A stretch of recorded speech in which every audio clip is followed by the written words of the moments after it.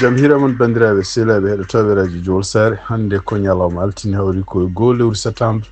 hitande ujunnaji ɗiɗi e nogas e joyyi habruji moɗon ndemgal Pulaar ha titruji men ɓuuri mawnude ko toon to États-Unis guiɗoɗen ɗum noon kadi men ƴeewa hono kamɓe liggotonoɓe toon to CDC walla liggotoɓe toon ha hande walla wonnoɓe directeur uji ɓoyɗi ko fate CDC noon ko gowgu laamu Amérique toppiti ɗuɗi ko fate contrôle ñawuji holkoɓe kaali ko wonande laamu Trump walla direction ministére toppitiɗo ko fate calal mo Trump ardini holko waɗata oɗo saha joni kadi hol danger ji gonɗi hen habruji men hande toon to États-Unis tugnadi kadi ko yalti toon to habruji men hande to États-Unis noon kanko Rudy Giuliani en wayno ko yalti hande hôpital ɗum noon ko caggal accident bannoɗo toon ñande samedi ɗum noon ko toon to New Hampshire ƴewal gadde accident kadi kanko waɗa makko holko woni sababu mon e oto ko mona oto makko habruji men international ma en jaton to Israel ɗum noon toon to Gaza e tugnadi kadi ko yalti hono haralleɓe hewɓe ken wona 500 neɗɗo kawri mbi wonde kamɓe Israel ko mbaɗata ko ƴettima sifaji biyeteɗi génocide ɗum noon kamɓe laamu Israel e kanko konngol makko Benjamin Netanyahu beltaki hen ɗum hande toon to Venezuela e tugnade kadi ko yalti journal biyeteɗo BBC hono kanko Maduro gardiɗo leydi Venezuela ene wayno wi wonde ko o weltaki no fewi sababu nde tindeɓe wonde ko américain ji gaddi soldateɓe mumen toon to duuɗe ɓadiɗeɓe habruji men hande international cektorɗen ko fate ngalo e tugnadi kadi ko yalti hande hono kanko Sidi Wulta noon ko kanko woni président jeena ɓiijo cuɓaɗo yo ardu banque africaine de développement ko hande woni ñalawma ko gadano e ardade oɗo banque mayen ƴeew hono Mama Diarra wawa wallude famnude hol gonɗo kanko Sidi Wulta cektorɗen habruji men ko jokkodirde Abdourahmane Disse gonɗo toon to Mauritanie fate coftal balɗe ko ɗum woni titre ñon ɓurɗo mawnude oɗo journal ma ngara detoji muɗum joni joni radio jowarnade ka leydi Canada ha France ha Sénégal ha Burkina ha Cameroun Afrique o Amérique ono to ketere radio jowol karaje bandiraɓe sehlaɓe heɗotoɓe radio jowol sare jaam hiira moon mbinɗani gardidi titre uji meɗen ni habruji men puɗɗoɗen ko toon to États-Unis ko siftinde on tan en wayno ko ɗeɗo balɗe ɗiɗi en galano ɗo en ɗum gonɗon ko déplacement ken yanoɓe toon to Columbus ko baton wonno toon Pulaar speaking ɗum noon ko yimɓe jeeyaɓe état ji ken woni capanɗe 50 gari toon en mbawino kadi enen koye men tawede kadi en mbawi jokkodirde hono Haruna Dia kanko woni président Pulaar speaking o haalana en tan holko woni sababu ngal ɗon potital ɗum noon Haruna Dia président Pulaar speaking bisimilla assalamu aleykum caggal yettude Allah e julɗe nelaɗo sallllahu alayhi wa sallam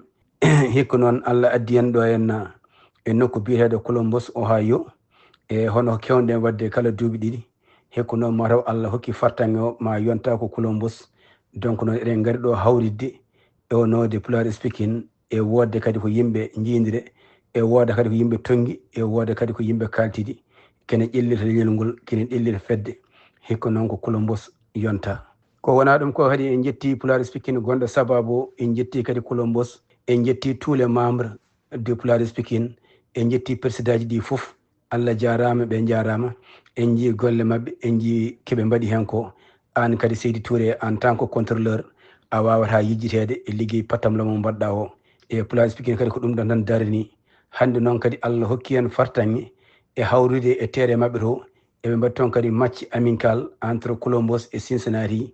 ewo donc noon kadi trophée o ɓe guindir ɗum ko jaalal leñol hono mawɗo men jinnade men eɗen mbiya yallah ɓuuɓamo toon biyeteɗo Bamba Modou Ba jeeyaɗo feral ko on innira trophée o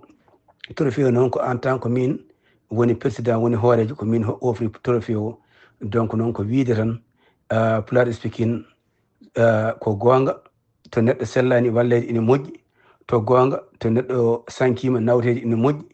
kono kadi ƴellidde pine men ƴellidde kadi e gueɗe men ɗo e nder leydi he ha bandiraɓe mbawa yiide ha suhaɓe men jibinteɓe mbawa nadde hen ha mbasa yijjidde origine mumen holto gummi ma holto jinnaɓe mum gummi ɗum ɗon kadi vraiment ko moƴƴere hande noon ñalawmaji ɗi foof eko kalɗen ko foof ɓuuri weldemi hen koko mbaɗɗen hande kihiɗe ko vraiment ɓiɗa yiiya suhaɓeɓe mi heeɓi kadi beelemma mi heeɓi kadi enthousiasme mo ganduɗa mbiɗa wawi wiide hannde ene ɓuuri e ñalawmaji ɓurɗi weltade e nder ñalawmaji ɗi gardimi Pulaar speaking. Donc noon koye sukaɓe heccuɓe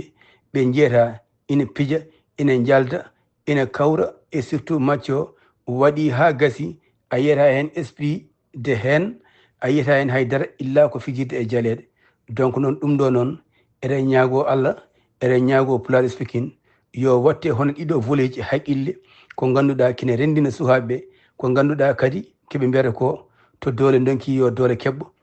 hono ɗeɗo gueɗe kene mbawa yaade ha ɓuura to woni ɗo. Haruna Dia jaram ko jiiɗa e ɗum ɗon ko siwtinɗon toon to États-Unis tumnade kadi ko yalti toon to journal biyeteɗo Action hono kamɓe mennoɓe ardade CDC noon ko goomu laamu mo États-Unis toppitiɗo ko fate en contrôle ñawuji ene wayno kamɓe fof ɓe bindi lettre kene wona jeeyano e mabɓe ɓe bindi lettre ɗum ɗon hollude mettere mumen hollude kadi fayre mumen wonde ko gardigu gongu oɗo saha joni toon to département santé e ɗum noon kanko Robert F Kennedy gardinaɗo ministére toppitiɗo ko fate santé ɗum wayno ko caɗele mawɗe jogorɗe wonande États-Unis surtout ko fate ñawuji siftin ɗon tan e wayno ko yontere ɓennude nde kanko Donald Trump ene wayno sekino gardinoɗo CDC on biyeteɗo Susan sibabude e wiide mabɓe kadi konngol jatugol toon to Maison Blanche ko oɗo debbo kañum hoore mum ɗoftaki agenda mo kanko Donald Trump rewi pour widde Amerique yo won kadi leydi ɓurde sellude ɗum noon e wayno kanko oɗo Susan ko haaɗi e wayno ko won recommandation ngaji ɗi kanko Robert F Kennedy waɗi pour ko fate ñawuji walla ko wajaji yimɓe no holno ndeyanorto o wi ɗum ɗo ɗiɗo recommandation ngaji kanko e famumi makko wona recommandation ngaji pawiɗi e ko wiyete science wona recommandation ngaji kadi pawiɗi ko fate ko wallata Amérique ko ɗum waɗi donc sali signé donc ene wayno ko adi ɗum ɗon hono kanko laamu makko Donald Trump ƴeewino ɓe mbaɗino peeji fof pour ƴeewde beele kanko hoore makko mo démissionna toon CDC ɗum ɗo fof ari kadi ko caggal yontere ɓennude to ɓe mbawino segde kene wona temedde jeegom neɗɗo liggotono toon to CDC ɓeɗo renduɓe hannde jeeyana bindi lettre ko pour hollude fayru men ko fate cellal États-Unis ɗo fayɗo ɗum ɗo fof ari kadi ko caggal nde kanko Susan no seka nde te yimɓe hewɓe kadi démissionni walla goppi liggueji men wiide wonde ko tawde Susan yeehi walla tawde haralleɓe science jeehi kañumen kadi mbawa continde liggade toon ɗum waɗi ɓeɗo ɓe bindi oɗo lettre pour famnude wonde ko Amérique fayi koye danger sibano ko fate cellal hande habaruji men toon to États-Unis tugnade kadi ko yalti journal AP News hono kanko Rudy Giuliani en woni ko ñande acide ɓen ɗo o waɗi accident ɗum no wonno koye oto luwonoɗo taw ko Bronco ɗum noon ne wayno ko kondirannoma ko neɗɗo goɗɗo tugnade noon koɓe kaali ene wayno ko oto goɗɗo Honda HRV ɓe mbi taw ko suku debbo jaarowo 19 hitande feririmo caggal kanko oto makko Rudy Giuliani e oto suku debbo o foof ɗi jane jamɗe gonɗe e oɗon highway donc otoji ɗi fof boni kamɓe fof ɓe nani wayno ɓe nawama hôpital kanko Rudy Giuliani en wayno ko caggal muɗum wiyama hande o yalti tugnade hande journal ko haali ɓe mbi ko adi ɗum ɗon hono kanko Rudy Giuliani kon debbo goto jofinomo walla sifinomo debbo cifinoɗomo noddi kadi ko nokku kañum hoore mum tawne wullito wonde ko won piyowo ɗum walla won gañowo ɗum ɗum no ko mbiyata haare domestique accident sifade hande police ko haali mbi ala ko nawdi ɗum e oɗon crime ɓe ganda holko woni sababu no accident o tawde ko oto makko fiira caggal kono nane wayno oɗo saha joni kanko Rudy Giuliani o yalti siftindon tan Rudy Giuliani kañum meeɗino wonde maire New York ko kañum kadi wonno avocat personnel mo Donald Trump kono e nder laamu Joe Biden ko sakkiti ko yimɓe portunoɓe mo plante toon to Atlanta toon to Georgia kaalismo fawa o e gueɗe ɗe wiya yoɓde wan oɗo saha joni kanko hoore makko ala e oto komo kondiri kanko Rudy Giuliani ko wawi wonde fof yalti hande hôpital habaruji men États-Unis cakkitorɗen koko fate habaruji patuɗe e liggueyaji ɗum noon ko siftinoon hannde ko 1er septembre leydi États-Unis kañum hoore mum ne wayno ko lollini oɗo ñalawma pour mbiyde ko ñalawma liggotoɓe walla ñalawma ko fate ligguey ko ɗum waɗi e nder tugnade hannde journal AP ko haadi hono tugnade kadi sondage uji mbaɗaɗi taw ko waɗi ɗum ko galle goto wiyeteɗo Pew waɗi ɗum wi wonde ko ene wayno oɗo saha joni tuggi sababude politique mo kanko Donald Trump waɗata pour nangude walla nawtude yimɓe immigré ji oɗo saha joni wayno ko yimɓe immigré ji liggotoɓe États-Unis gussima kene wona million e feccere ɗum noon tugnade hande sondage uji ɗeɓe kaali ɗi mbi wonde ko immigré ji leydi ndi ene wayno ko kañumen jogui 20% liggotoɓe en fof ko immigré ji kono noon tugnade hande analyse aji goɗɗi mbaɗaɗi mbi wonde ko so ƴeewama ko fate ndema ko fate gaynaka walla ko fate awo ene wayno ko immigré liggotooɓe ɗum ɗon ken hiise ken wona 45% walla ha yetto 50%. ko ay woni fof ene wayno ko oɗo sa joni kadi ne analyse o haali kadi wi wonde ko kala ko mahete ɗo ene États-Unis kan wiye 30% muɗum ko yimɓe immigré ɗum noon ko way woni fof ene wayno oɗo sa joni sibabude politique makko kanko Donald Trump mo continue mo waɗa jogoɗa addu caɗele mawɗe wonande yimɓe ɓeɗo joguiɓe guesu men walla joguiɓe dammiru men puɗɗima dañde caɗele sibabude liggotoɓe natti wadde walla puɗɗima dañde caɗele sibabude ni ko fonno soñede ko ene wayno ala no soñira ene fuɗɗima bonde wawi wonde fof ɗum ɗo kadi ko analyse mo kamɓe Pew Institution waɗi ɗum. Kabaruji e ɗemgal Pulaar e radio Jawol Sare. habruji men international giɗoɗen ko toon to Gaza e tumnade kadi e haraleɓe ken wona 100 neɗɗo renduɓe ɗum noon ɓe ndendi koye de wotere wiyetede association international de chercheurs du génocide ɓe kawri kam fof ɓe mbi wonde ko sifaji kala ko wiyete génocide hawri e gueɗe ɗe ganduɗa Israel waɗata toon to Gaza ɗe ɗum noon e wiide mabɓe kadi ɗum ɗo ko hunde kam fof ɓe kawri ɓe mbi wonde ko e nder konngudi ko winda ɓe mbi wonde ko politique e gueɗe ɗe ganduɗa Israel waɗata toon to Gaza ɗe ene wayno hawri kañum tigi woni sifa patuɗe e droit ko wiyete génocide ɗum noon oɗon sifa kadi ko hunde windanode article ko mbiyata convention des nations unies pour wiyete hadde ko kala ko fate ɓittude yimɓe walla warde yimɓe walla kadi wadde liƴƴi won ko fate ko mbiyata génocide ɗum noon ko hunde windande e gila hitande 1947 e oɗon résolution kadi bindaɗo o ene wayno ko 70% yimɓe wonnoɓe oɗo résolution kawri mbi wonde ko Israel ko waɗata ko en ɗum ko keɗe ɗe ganduɗa en kawruɗe génocide toon to Gaza ko wawi wonde fof noon kanko Benjamin Netanyahu laamu makko e konngol kadi porte-parole mabɓe mbi wonde ɗum ɗo ko hunde hersinide par ce que kamɓe ɓeɗo haraleɓe ko mbaɗata ko ala ko nawdi situation gonɗo toon to Gaza o e yeruji ɗi ɓe pawi ɗum ɗo kadi ko hunde ala ko mbiyata binding wonande Israel ko waɗata toon ko wawi wonde fof ko kamɓe États-Unis gambi Israel donc ala Israel sanction ngaji walla haaluji jelli batteɗe mum tant ko États-Unis yan toon to Venezuela e tunnade kadi konngol gomigol toon to journal biyeteɗo BBC ono kanko Maduro gardiɗo leydi Venezuela e nder konnguli ɗi ƴefti huccitini menace uji makko ko faade États-Unis e tunnade ko haali ɓe mbi wonde ɓe jiiti ɓe teɓɓitini wonde ko Amérique naaɓe militaire ji mum nene nelda toon to duuɗe wiyeteɗe Caraïbe ɗum noon ko duuɗe ɗe goɗɗaniɓe no feewi ɗum noon e wiide mabɓe kadi ko kala nde Amérique naaɓe kañumen koye men neldi jane mabɓe ɗum noon ko soit par bateau ji men ɓadi leydi mabɓe walla neldi misuleji mabɓe walla sous-marin ji gueɗe mbaɗ noon ɗum ɗo fof ene wayno ko kamɓe koye maɓɓe jaabo kadi maɓe dartu ɗum noon pour défendre leydi makko ɗum noon ko kanko Nicolas Maduro o haali ɗum koye conférence presse mo wanno ɗum ɗum noon kadi o wi wonde batuji jeetati taw ko batuji militaire uji américain ji taw kañumen koye ene mbaɗi ken wona 200 missile e sous-marin ji kañumen koye men oɗo sa joni nena goni toon to gueeci gonɗe e duuɗe dakkiɗe Caraïbe ɗum noon kadi taw ko woɗɗani Venezuela o wi wonde ko ala fof hol justification américain ji jogui addude ɗiɗe batuji ha e nokkuji mabɓe ne huccine mabɓe e ɗum noon kadi ko hunde nde wona moral ko toñangue e kadi ko hunde nde ganduɗa ko wiyetede criminel kanko Nicolas Maduro gardiɗo leydi Venezuela ɗum woni konngudi ɗi waali habruji men international hande tugnadi kadi ko winda e journal biyeteɗo ko winda e journal Figaro hono kanko avion makko kanko Ursula von der Leyen ɗum noon ko kanko woni présidente commission européenne en woni avion o sabotama ha ɗeɓi yandi ɗum noon ɓe mbi wiide mabɓe kadi ko bruyama kala ko hutortono ko wiyete en GPS sabotanoma pour beele avion ne yana ɗum noon o wonno ko nokku toon to wiyete Bulgarie tugnade hande ko yiɗi konngol makko kanko Ursula von der Leyen e mbi wonde ɗum ɗo en ɓe tuumi wonde ko kamɓe russinaɓe mbaɗi ɗum ɗon saabu siftinɗon toon ko kanko Ursula von der Leyen o mo jeeyano e yimɓe délégation arnoɓe toon to États-Unis hono kanko gardiɗo leydi Ukraine hono Vladimir Zelensky e kadi mo jeeyano e hande kamɓe russinaɓe beltaki kadi commission européenne surtout soutien mo jogoni kamɓe Ukraine e guerre mo Ukraine woni contre Russie ko wawi wonde foof avion makko yanani dañi juurade ɗo woɗɗani kadi hay goto gagnaki avion kono noon ene wayno ko sabotage baɗnoɗo noon ko pour beele avion ne yana projet men international ha hande tugnade kadi konngol gomigol to kanko Moustapha Diakité ɗum noon Moustapha Diakité ko ancien président groupe parlementaire Benno Bokk Yakar nde konngol ngol ƴefti hande e oɗo ñalawma 1er septembre hitan ujunnaji ɗi nogas joyi fuccinde ɗum e leydi Sénégal pour wiide wonde ko ɓiɓɓe Sénégal naaɓe yo dardo e makko pour mbaɗa résistance républicaine nguɗo laamu e nder déclaration mo waɗi noon o wi wonde ko oɗo saha joni kamɓe Pastef ardeɓe laamu guila ñande nogas nayi mars hitan ujunnaji ɗi nogas nayyi ko oɗon ñalawma fuɗɗi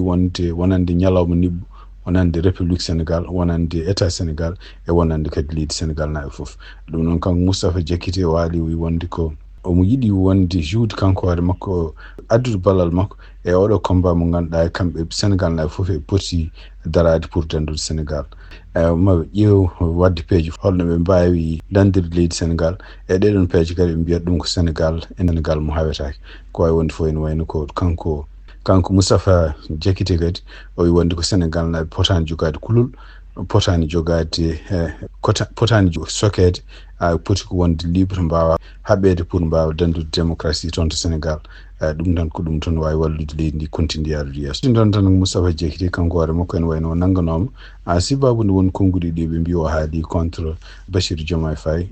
Ousmane Sonko kono e nder ñawoji makko jinnude kanko hoore makko salinoma yafnade o salinoma kadi haaldude nini hay procureur uji par ce que e wiide makko e mbawi sogdemo duuɓi temedere ko haalata ko henna ɗum o pota ɗum habruji men international cektorɗen ko toon to banque africaine de développement tugnade kadi ko winda toon de journal biyeteɗo APA News ɗum noon version mo français ono kanko Sidi Wulta ɗum noon ko président Jeene Ɓijo oɗo banque africaine de développement cuɓaɗo yo arta ɗum ene wayno ko hannde o ƴefti ligguey makko ɗum noon ko 1er septembre hitande ujunnaji ɗiɗi e nogas joyyi toon to Abidjan ɗum noon e cérémonie passation hakkude makko kanko Sidi Wulta e gardinoɗo oɗo banque Adisina Akin Wumi kanko Sidi Wulta ene wayno cuɓaɗo ñande nogas e jeenayyi lewru mai hitande ujunnaji ɗiɗi e nogas joyyi o siftini wonde ko oɗo banque surtout hen hawri kadi koye manda makko eɓe jogui gueɗe kewɗe ɗeɓe kaɓata oɗo saha joni surtout gueɗe ɗen ɗe mbiyata défi ko sibabu noon won kalisaji kewɗi ɗi ganduɗa henna oɗo banque no hutortono ɗum ni taw ko balle gummatoɗo toon to États-Unis kono laamu Donald Trump en sammini ɗum o wawi wonde fof ene wayno ko kanko kadi o haali kadi o wi wonde ko tif laamu makko o jogori wadde ko gueɗe nayyi ɗe henna o e wiide makko gueɗel gardinel ngel ɗaccidde kala dañal nde ganduɗa henna taw dañal ngal gummel ngal ko Afrique ɗum noon ko liberté ɗum ɗon ɗiɗiɓel ngel kadi ko waylude e kadi e ɓeydude tinnude dimangu patude ngalu taw ko Afrique jeeyi ɗum noon kadi o wi kadi e waylude démographie ɗum noon ko yimɓe par rapport e kalisaji toon to Afrique e caggal muɗum kadi o wi wonde ko maadi kadi kala infrastructure ɗum noon ko nokkuji ɗi ganduɗa henna liggorteɗi walla balloji gurdam no yara toon to Afrique ɗum noon e wayno ko kanko Sidi Wulta ene wayno siftini ɗon toon o yara ko duuɓi 60 ma en keɗo kadi hono Mama Diarra ne wawa kadi sifanade hol gonɗo Sidi Wulta. Dr Sidi Wulta ko Mauritanie najo o jibina ko hitande 1964 kanko Dr Sidi Wulta o jibina ko nokku biyeteɗo Muzarzara woni ko e wilaya de Trarza kanko Dr Sidi Wulta o wawi jangude université biyeteɗo Nice to France ko ɗon o dañi doctorat kanko Sidi Wulta o wawi liggade duuɓi 35 ko fate faggudu kanko Sidi Wulta o wawi wonde candidat ko fate wonde président banque africaine pour le développement o wawi suɓede wonde hoorejo banque afrique pour le développement kanka docteur Sidi Wulta ko neɗɗo ganduɗo ko fate faggudu no feewi o wawi liggade nokkuji kewɗe société ji e bankuji ko fate faggudu kanko Sidi Wulta ko ɗum woni sababu hoorejo leydi ndi Mohamed Wul Cheikh Al Ghazwani o wawi yaade to Côte d'Ivoire tawtirede ko fate oɗon teddungal mo docteur Sidi Wulta mo rokkate omo fiile hen. Mama Diarra bandiraɓe sehilaɓe heɗotoɓe radio Jowol saɗa cakkitorten ko jokkodirde e Abdourahmane Guissé joɗiniɗen toon to Nouakchott o rokka en kadi hayso ko toɓɓere wotere soko fati coftal ɓel Abdourahmane Guissé bisimilla. bandiraɓe musidɓe tedduɓe hettotoɓe radio Jowol Sare hande eɗen gonɗo hen wolum édition 2025 ñande goho lewru septembre 2025 tourma département mo Mbagne hande noon fottinnoɗo henna ko kippumo ñaabina wondude kippumo Bagodine heeɓi lappude kippumo ñaabina gotel e ndiga Abdourahmane Gisse jarama bandiraɓe sehilaɓe heɗotoɓe radio Jowol Sare habaruji min jogon noon hannde oɗo ñalawma altine golewru septembre hitande ujunnaji ɗiɗi no gasi heelaɓe so Allah jaɓi ma en garta janggo e journal ɗemgal Pulaar ko musidɗo moon Amadou Touré haaldanoma en mbawi wallodirde Mama Diarra joɗodiɗen toon to Nouakchott e Abdourahmane Gisse joɗodiɗen toon to Nouakchott en mbawi jaam on jarama.